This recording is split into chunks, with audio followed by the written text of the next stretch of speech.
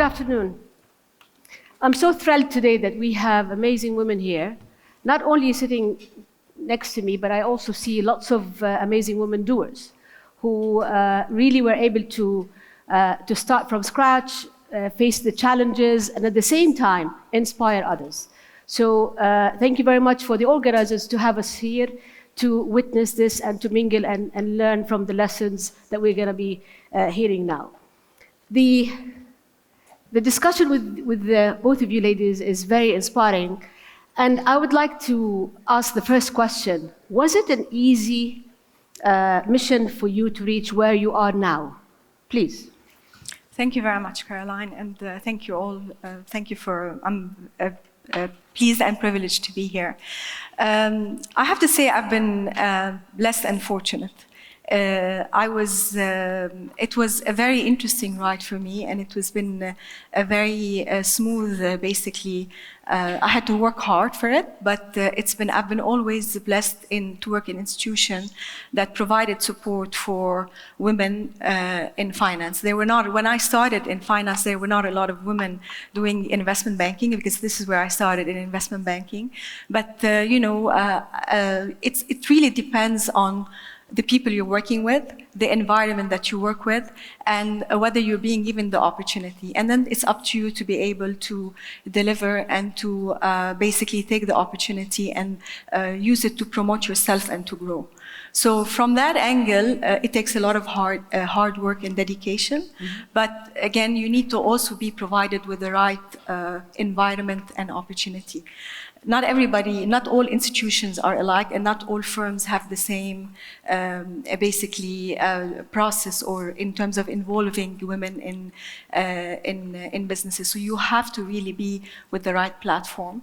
And the firms, there's also a lot of responsibility for the leadership of the businesses to promote and support women when they do basically throughout their career, whether it is early on as you start as a junior banker or analyst, or as you progress in your career and you reach middle management and you're looking more into how you want to grow and take leadership positions. So you need to be provided with that opportunity.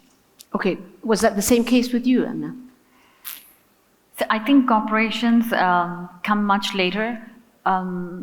Your journey starts basically at your home.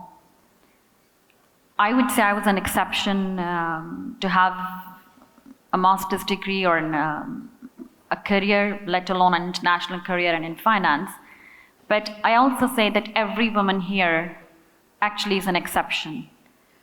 And that exception is because everyone over here has an immense level of courage and perseverance and self-belief. You should not expect everyone to have the same level of courage, perseverance, resilience, and self-belief. So the world itself is not designed as an equal footing. I don't know why I had more courage than my sister when we were brought up the same way. We were supposed to get married in our early 20s and have kids before end of 20s because the biological clock ticks. I had my kid when I was 36, right? Growing up, I had a 32-year-old grandma. But I am an exception. I don't know why I had more courage, why I had more perseverance, why did I decide to fight through those norms. Most women will not have that. So I think the environment for me, first of all, starts from the family, the upbringing. You have to create an environment where girls are actually raised the same way as boys are. It's very different today. I live in UAE. I'm very fortunate to live in UAE, right? It's one of the safest places in the world, and most parents over here are actually raising both boys and girls exactly the same way. Walk into any mall, go into any toy shop, go at any birthday party, you will see how girls and boys are segregated.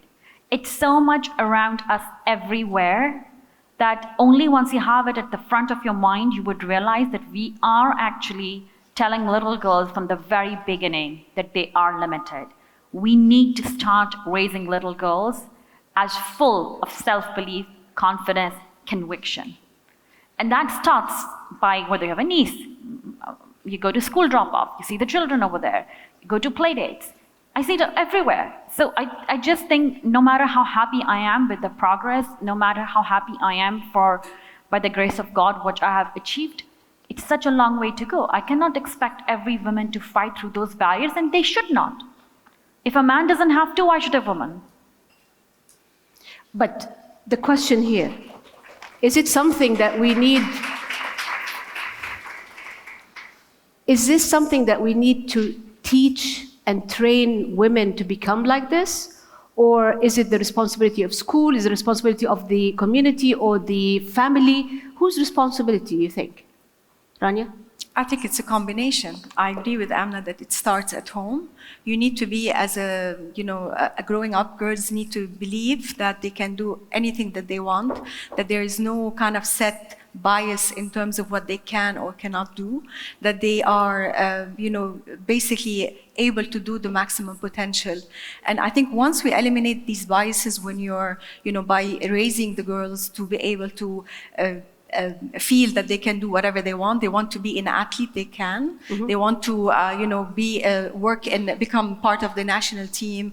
When it comes to soccer, why girls don't want to, because a lot of people have misconception about what you can, or journalists, or what you can, or even women in finance. When I started, a lot of, this was not a lot of women would choose finance, or even if you study in university finance, you probably will not end up in investment banking. So I think it starts definitely at, in your home environment, in your family environment, but then after that you have the other stakeholders that you need to, it's then education at universities, people at schools and then at university, for people to be able to understand the potential of, what you can and cannot do, and that there are no biases when it comes to gender. Mm-hmm. You need to understand what is available for you, and then basically be able to go for it.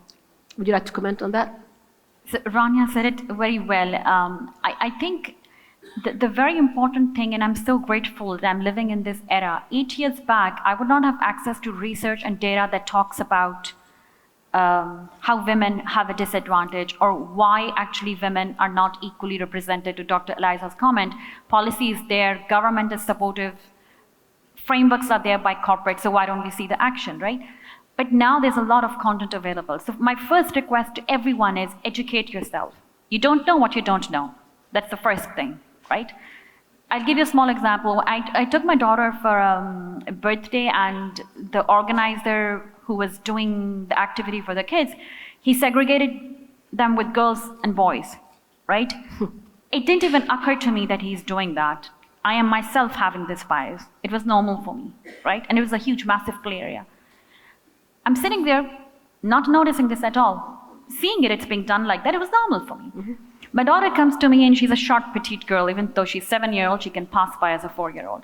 She comes to me and she's like, I want to be in that group. And I said, that's for boys, I made this one for girls. She's like, why? Why I can't be in that one? I'm like, okay, let me go and ask. So I go and ask. And I'm like, why did you segregate like girls and boys? And he's like, the height requirement over there is 120 centimeter. So I'm like, there's some girls tall over here. Maybe you were better off segregating by height. So I get the safety thing, right? So first of all, she's 5 centimeters short of it, yet she was like standing on her toes to bypass the height thing. But then I told her, I was like, okay, go stand there. They're doing it by height. They're not doing it girls versus boys, right? Stand over there. And she was trying to cheat the height system. But the important point was that nobody noticed it. And if she had not come and said this to me, I would also not notice it. There's a research in the US where they observed parents in a park, and when boys were climbing, parents were cheering. It's no flaw of any parent. They're the best parents in the world, possibly. But when girls were trying to climb, they were using words like, be careful, you may fall, right? So that to me is the first thing. Be aware of what happens. Then leverage your leadership capability or the role that you have in a corporate world. That's extremely important for me. When we talk about walking the talk, first of all, be aware of the biases that you yourself would have, mm-hmm. right? There's a motherhood bias. So your gender is a challenge. You want to become a mother, that's a challenge. If you want to remain single and not have children, even that is a challenge. And let me give you an example to break this down. There's a research that was done where 2 completely similar profiles of women were segregated into mothers and non-mothers. Mm-hmm. And they faked it. What they did was that they added a sentence saying, part of parent-teacher association, to make sure that the recruiter and the manager knows that this is a mother group. There was another one where they did not add this sentence, exactly same profile. Guess what happens? The hiring manager recruited 84% from the non-mother group. The mother group, only 47% were chosen. It doesn't end there. The starting salary was $11,000 lower for mother. Wow. When it came to father get a fatherhood premium. Why? Because he's the bread provider. Oh my gosh, he's providing for kids, so we need to pay him more. So your gender is a problem, you want to have kids as a problem. Let's say you don't want to have kids. Women who are either single or not married, they were expected to stay longer hours because guess what? If you don't have children, you don't have a life. So you should stay longer at work. What else would you do? Mm-hmm. But that's not the same expectation from men.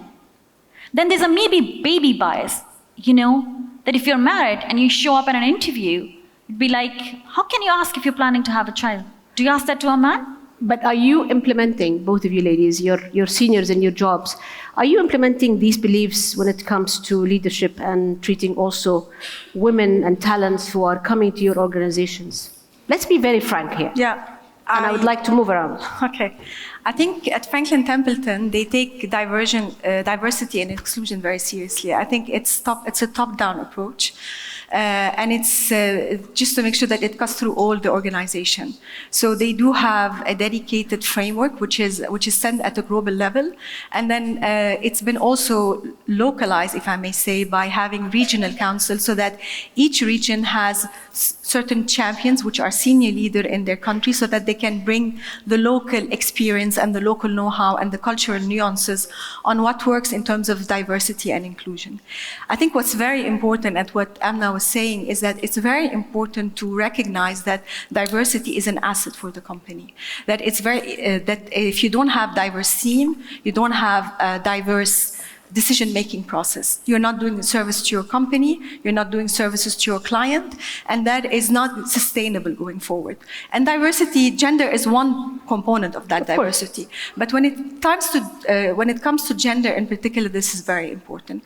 So at Franklin Templeton, I think diversity is, first of all, how do we look at it? We look at it as people. We need to have diverse team. We need to make sure that in our teams we have women at various levels of leadership. Mm-hmm. We have different criteria. You do have certain KPIs that you have to put in terms of what's the percentage of women that you have in the workforce, what's the percentage of women that you have in the investment professional, so these are the investment professional, and then what is the percentage of women that you are basically grooming for them to become the future leaders. Mm-hmm. And it has to come from the top, and we're fortunate because in our leadership, we do have a lot of women representation. Globally and regionally. The other angle of it, so then that actually allows you to have these decisions and the importance of these decisions and why it's important to have these diverse team. An important basically priority for the company. Then you need to move into education. We need to educate ourselves. We need to educate ourselves why diversity is important. We need to be aware. Who's ourselves? The employees, whether it's you're a leader, and I'm not only talking about women.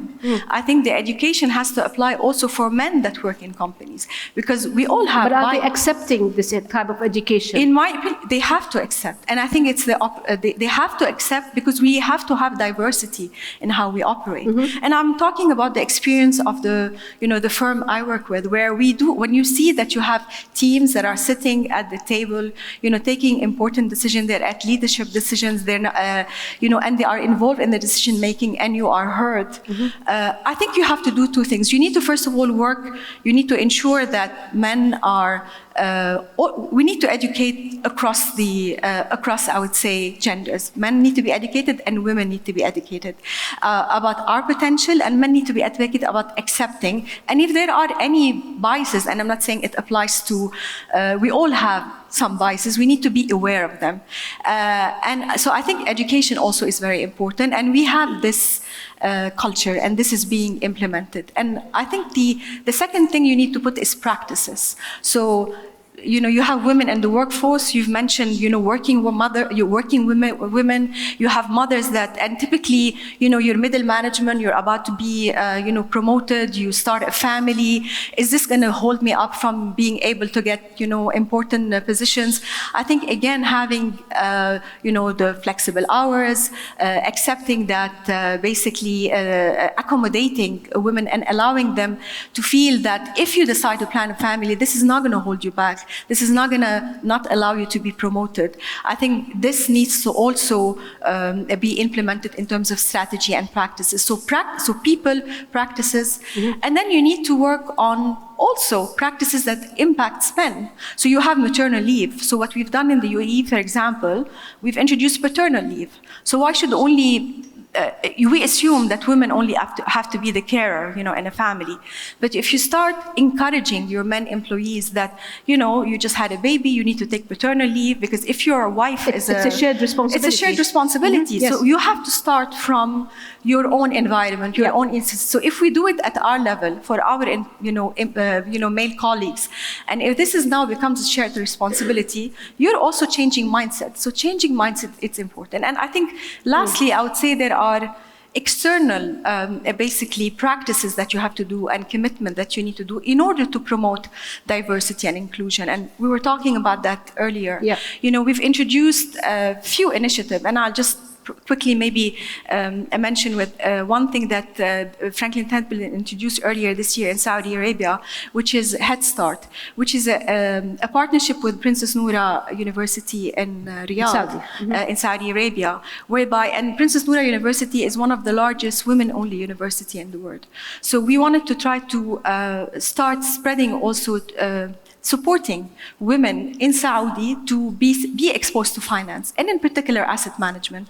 So we have entered into a partnership where we are basically providing an offering as a first batch for 150 students from Princess Noura University the opportunity to have a program which combines both work and education and work. So they will have, with the Franklin Templeton Academy, specific courses which will allow them to understand more about the asset management business, how you construct your portfolio, how you do your assessment. But at the same time, you're also offered out of that 150 group, for some of the, I would say, the high riser, the ability to also do an internship. So having an actual experience in our offices in Riyadh, in our offices in Dubai, so that they are exposed to the world of finance. For us, it spreads awareness. We're supporting the stakeholders. And you start also through education and also with the young people. This allows us to, identify our next recruits. Okay, I just wanted to remind the audience as well that if you have any questions, please raise your hand during our discussion. We will also open the floor for questions to be addressed as well. But let me ask you a question. Now, if you receive an application, two applications, one for a male, one for a female, both are qualified, and you have to choose one, which one would you choose? The same qualifications. So should I tell you something? Which one? Rania said that it comes from the top. There's another place from which it needs to come. It's your heart. You can decide any policy, put any frameworks. If people do not believe in it, they would always find a way out. I would choose a woman, and I'll tell you why. So my direct team is 80% women. I have women leading big P&Ls, doing massive sales, BD kind of jobs. Underneath, I have some women which are 100% actually women team. So usually in my meetings, you have like a poor one man, sitting in a corner, and they're all women. So we get this employee engagement survey, and in that employee engagement surveys, there was some verbatims which I always read, right? There is a verbatim written that, men feel a little bit uncomfortable because they feel they don't have a chance to grow in their career because this is so much of a women-led team heavy at the top, right?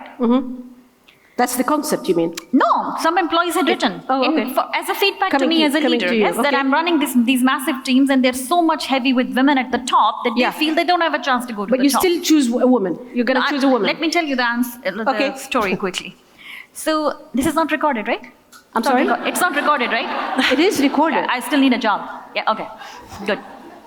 So my HR head came to me and she said, what are you going to do about it? I said, nothing. She's like, what do you mean? We need to take actions if employees are concerned. I said, for thousands of years, Millions of women have faced this. Hell yes, let two men feel bad about it. I don't care. Simple as that, I don't care. Okay. So, if women can actually get an opportunity, it will not change the stats. There are 139 years for us to achieve gender parity. Let it be. Okay. I got your message. The same question, but please briefly, because I need to ask the audience. I would choose depending on basically attitude. I think it's important. I will give equal, because I don't want to also be biased, because Okay. we're talking about. Well, my answer was everything equal. Huh? Yeah, I Okay. mean, I was saying, because we're saying we want to be fair, but we're saying we need to have unbiased opinion. So I want to also have an unbiased opinion. Okay, I'm not only a moderator here, but also as a manager. If I choose one, I'll choose a team player. If they're the same qualifications, everything the same, I want somebody who's a team player, not having their own show on their own. That's my decision. But I'm going to ask you here, all of you, before the questions and answer, I want to ask you a question. Please, if you believe that choosing a woman is the right decision, I need you to raise your hand. Not because you're attending an event that is focusing on women. I want you to be reasonable. Who would say that, yes, choosing a woman is the right way? Raise your hands, please. Including the ambassador, okay?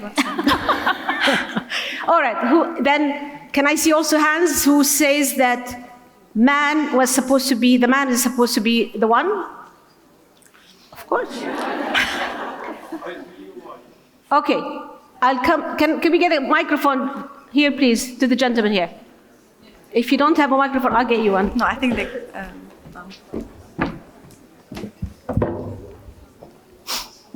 You were so lonely, you had to raise both hands.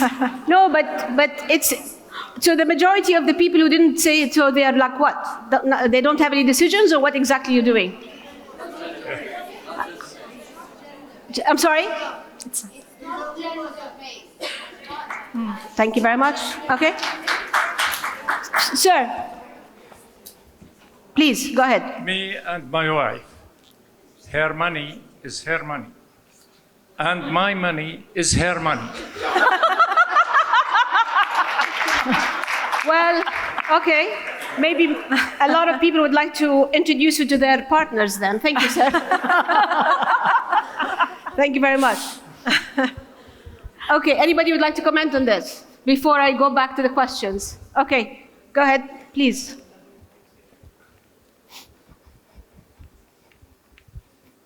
I'll give you the chance because one male, one female. I am actually in one of the No, it's most okay. male-oriented industries is oil and gas. And it's very complicated for a woman to get on top. It's very male-oriented. And I have worked on site also. I have to say I'm Canadian, and in Canada, they give opportunities to women, but at the same time, they also give opportunities to men. It's not about gender, for sure. But both have to have the opportunity. I believe in not paying the bill 50-50, but at work, we have to have some 50-50 contribution, which I don't see, unfortunately, here. All right. Thank you very much for expressing. But we need to close because we need to go back also to the other questions, which includes you. Please, sir. Absolutely. Please. My question to the panelists is that would you agree that some women would actually choose the man?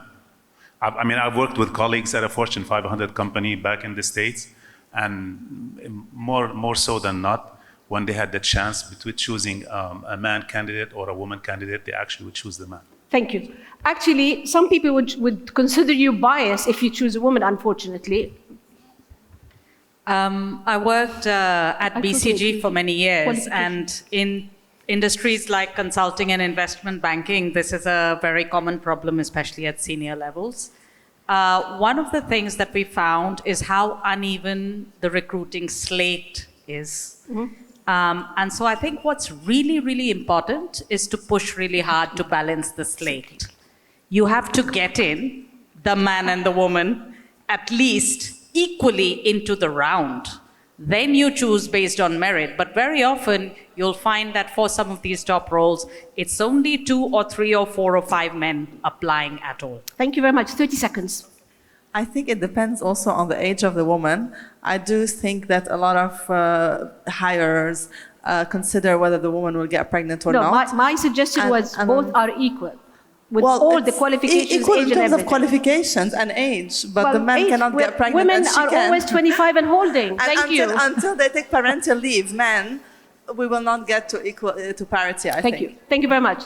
All right, we'll go back. We'll go back now to the questions. We've talked about opportunities. Let's talk now about access to funds.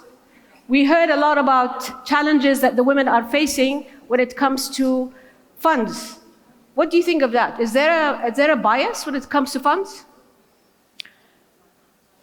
There could be bias. I think there's bias in everything. So I'm not saying that women are, there could be opportunities where women are not treated fairly when they apply for a loan, for example. If you're a woman entrepreneur and you go and apply for a loan, it depends on who's reviewing your application or who's assessing these situations. So historically, we've seen women at a disadvantage when it comes to access to finance. There's only 2.1% of the global venture capital funding that goes to women. So definitely there's a much bigger problem in entrepreneurship than in corporate life. I mean, you don't have to even mention there's a problem. I think the problem is multiplied and quadrupled in the entrepreneurship world, and you don't have the corporate umbrella. Why? Well, it's very hard for me The to numbers answer. are so depressing, but why is that? That's why I said you need more allies in both men and women who believe it from their heart. The top to me does not matter. We have an equal slate policy at MasterCard. 50% have to be women. That's the minimum. You know what I do? I make sure 75% of my slate is women. The companies aren't asking me to do that. Should I tell you what some people would do? They would actually go and tap a woman on the shoulder and say, I think you should apply for this role. Why? They did a tick on the slate, it's 50%. Then in the end, they would actually choose the internal candidate, the man that they wanted anyways, but they say, listen, I had an equal slate. Or she doesn't have consultancy experience. You knew from the very beginning when you tapped on her shoulder, she's an internal candidate, she did not have a consultancy experience. Policies, frameworks, government legislations, public policy, this cannot fix the problem. You have to believe it in your heart. Hire leaders who have created women leaders. Normalize childcare. We have an equal maternity and paternity policy. I tell men in my team, when you're leaving early, you're telling me, right? Or you're telling your manager that you're going for your daughter's pickup or whatever. Go and say about it in the open space. The women around you will feel comfortable about childcare. Bring women back to workforce. A 3-year gap in the CV becomes a problem. Yes, men do not have that problem because at least till now they're not giving birth, right? So you have to bring them back to the workforce. Problem is not only bringing them back to the workforce. I have met so many women who are mentored. I want them for them to come back to workforce. I can tell you after 1 minute of an interview, I will not myself hire them. Okay. Their confidence and self-belief is so low. Like, fix your posture, sit properly. You worked in cybersecurity, it's such a niche field. You are desirable, you're wanted in that field. No, but 3 years I've been out of workforce. Then Doesn't matter. the challenge, your challenge is with women themselves. It is a two-way street because I'm telling you, I've never seen a man say no to a promotion. You know how many times I've seen women to say that, oh, no, I don't think I'm ready for that. I think I don't have this, I don't have this, I don't have that. You think the man who's applying for it, he has all of that? No, he doesn't. Tap on a woman in a shoulder. Everybody, all of us can do that. When I see a woman in a meeting and she did not say a word, even if she's in my team, not in my team, I go out of the meeting room, I tell her, you wasted an opportunity. What do you mean? I said, you're so smart. You have all the content. You did not speak in the meeting. No one noticed you were there. It's such a small thing. Confidence and self-belief comes when you will surround yourself with people who would uplift you. Our performance appraisal system in corporation itself is crap. What do you tell people? Here are your areas of strength. Here are your areas of development. What do 90% of the women do when they leave the room? They only think about areas of development. You look at any sports, people excel based on strength, not on areas of development. Yeah, but when it comes to funds, It's the same an problem. unknown person send you an application and they are applying, but do they really know how to follow up on their rights? They don't know how to network. I sponsored an initiative called Women SME Achievement Awards. I do it across Eastern Europe, Middle East, Africa. I got 3,000 nominations of women who had started their businesses. Some lady actually in Palestine even having an oil, which is producing from her house. Very, very small businesses, right?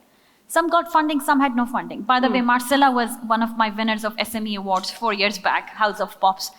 God bless her, she just had a child. So when I did this award, First of all, I got so many calls, it's a scam. I was so surprised when my comms told me, why? Women don't believe that they would get a business class flight to Dubai and be on a stage and actually have access to Fadi Gandour, was on stage. They had access to such a big VC firm. They had access to women leaders and men leaders across the world who would actually give them such a massive platform. Okay. Why don't you believe that you're invited? Lack of self-belief. Can you come on the stage, a lady from Uganda who's actually making drones? Because she was an engineer, she was not allowed ever to fly a drone. When she was working for somebody, she was only cleaning drones. She decided that because she's an engineer, she set up her own drone company, she designed drones, she flies drones. She has employed more than 300 women in Uganda. Okay. Now, some people would say that maybe the missing element here is to have some, focus on mentorship. To what extent you believe that mentorship is important? The question is for us all. So, do you believe that mentorship is, and are you implementing it already? I can see from Amina that she's mentoring her team indirectly. But is that something you have? Of course, we do have it. And I think, within the organization, it's available, it's offered to men and women, but in particular women, you have, you have different resources in our region, and basically you can also do it external.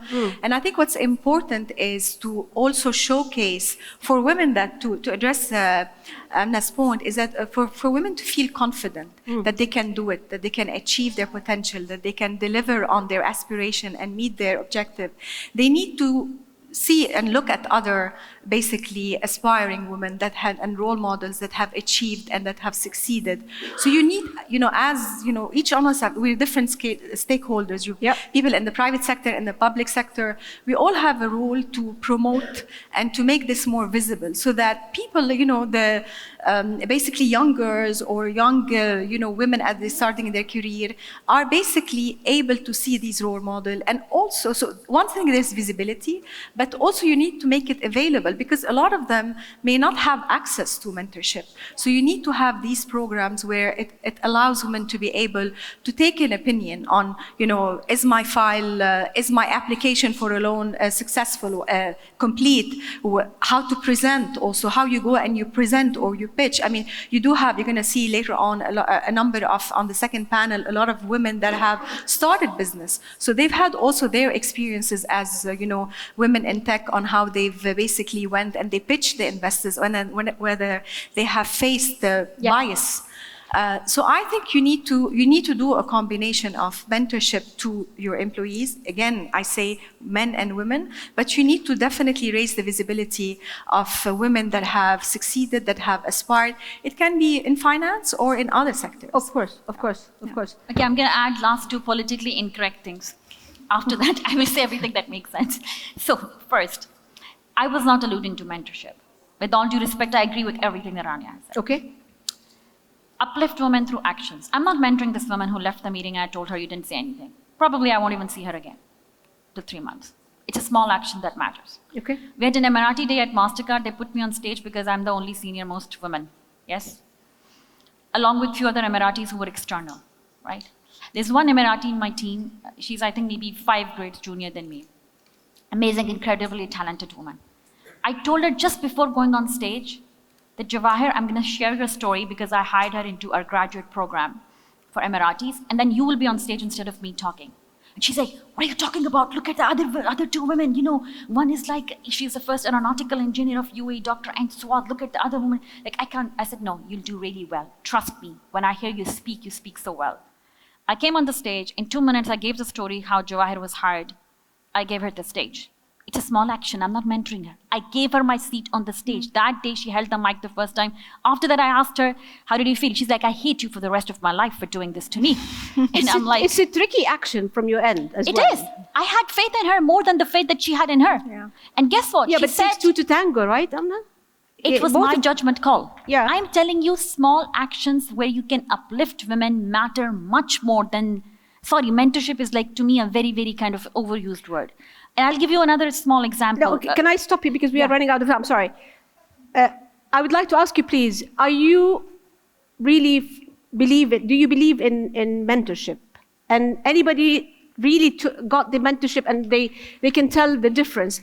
But we have literally 5 minutes. So you're not going to take the 5 minutes for one person, okay? So it's briefly, please. Oh, wow. A lot of hands. I 100% believe in it, but it depends as well on the individual. Because I'm a person who built my career because I was supported by men, but the man that believed the most in me, ironically, had 4 daughters. So it does make a difference because he saw 100%. something in me, and he's given me so many opportunities in rooms that I was not in, that had he not supported me, I would have not got there. But again, there are other women who did not get that. So I think always when you're promoting someone, you have to have an insight into their internal world. And this is why I decided to work as an executive coach, because I've realized women, without even realizing what they're doing, they're minimizing themselves and the way they sit, the way they command the room, the way they project their voice. So can we uphold men for it? Yes, but women equally. Thank you very much. Somebody else? Very brief, and yes, as long as I believe mentorship is very important, but I also think that women are over-mentored and underfunded. So I think we need to give more funding to women. Even let us make mistakes, that's fine. But mentorship is great, but give women more money. You need sponsors. You need people who will talk about you and your promotion when you're not in the room. Yeah. Please, go ahead. Yes, sorry. Hello, hi. My name is Resha. I'm a scientist, so my background in STEM. I'm an immunologist. And talking about mentorship, obviously in science, it's about your expertise, your skills. Gender doesn't exist. And we did a study in Southeast Asia in support with KPMG on the gender imbalance. And we saw that until the PhD, the end of PhD, is 55% are women and the other are men. However, after when you go to the workspace, after PhD, we have increase of men more than 70% and then 30%, not only because they get married or have kids, it's because when we talk about mentorship, when we talk about the support, women don't support women. That's very clear. Secondly, obviously access to funding. When you go to scholarships to start research, they go to the stars who are really publishing, and unfortunately, majority are men. It's not the men's fault. It's like this. So it's just a way we need to stop victimizing ourselves. We need to move on. As Her Excellency said, we are in 2024. It's now not about the gender, it's what's next, how to go from talking to actions. So Thank you very much. Thank you very much. And I have to tell you as well, from my experience, whenever I'm traveling in the region and listening to some women, sometimes the issue is, and the challenge is that women do not know their rights. Some people, they tell them that, no, you shouldn't be doing this. But based on what? No, mamnoor, which is forbidden. But go back and ask for the document that says that you're not allowed to do it before accepting and just leaving the opportunity that was given to you. So we need to know our rights very well. Okay, now we're about to close, and I know it's very exciting and very engaging. I need from each one of you, please, 1 minute to tell us what are the tips you would give to the young people here. You're still young, as I said, we're 25 and holding, but what's your advice to women who would like to become like you? Rania. I think first of all, you need to believe in yourself, and you need to believe in yourself. You need to surround yourself with people that know your worth, that are supporting you. And if you're in an environment which is not giving you that support, it's either you have to basically express yourself. You should not, to the point of Amna mentioned, is that we are sometimes, we don't actually make ourselves heard. You need to make yourself heard. If for any reason after that you're not given the support, then you're not in the right environment.